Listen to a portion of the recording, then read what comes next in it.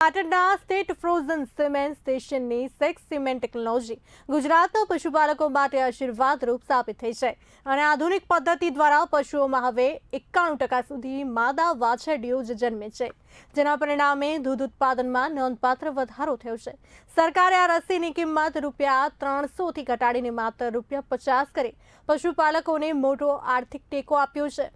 જૂન 2021થી અત્યાર સુધીમાં 3.19 લાખથી વધુ ડોઝના વપરાશ થકી હજારો પશુપાલકોની કિસ્મત બદલાઈ છે। તો ચાલો જાણીએ આ ક્રાંતિકારી પરિવર્તન વિશે।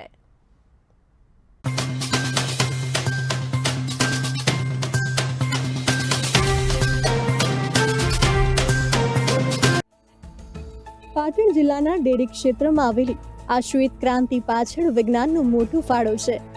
સેક્સ સિમેન્ટ પદ્ધતિમાં નર માટે જવાબદાર વાય અને ક્રોમોસોમ્સને દૂર કરીને માત્ર એક્સ ક્રોમોસોમ્સની પ્રક્રિયા રાખવામાં આવે છે।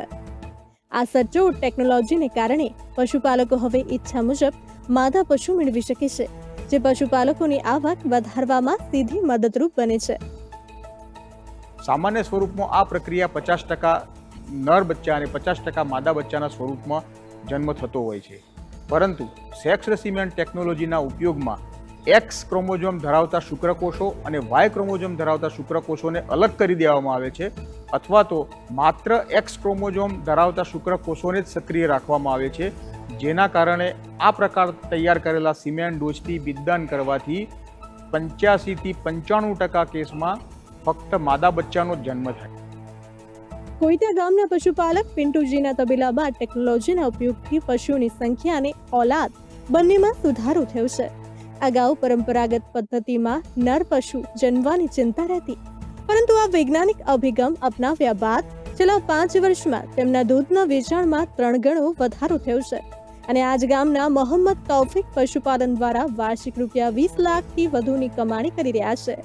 તેમની 23 ગાયો દરરોજ 250 લીટર દૂધ આપે છે, જેમાં સેક્સ સિમેન્ટ ટેકનોલોજીથી જન્મેલી 15 વાછરડીઓનો મુખ્ય ફાળો છે।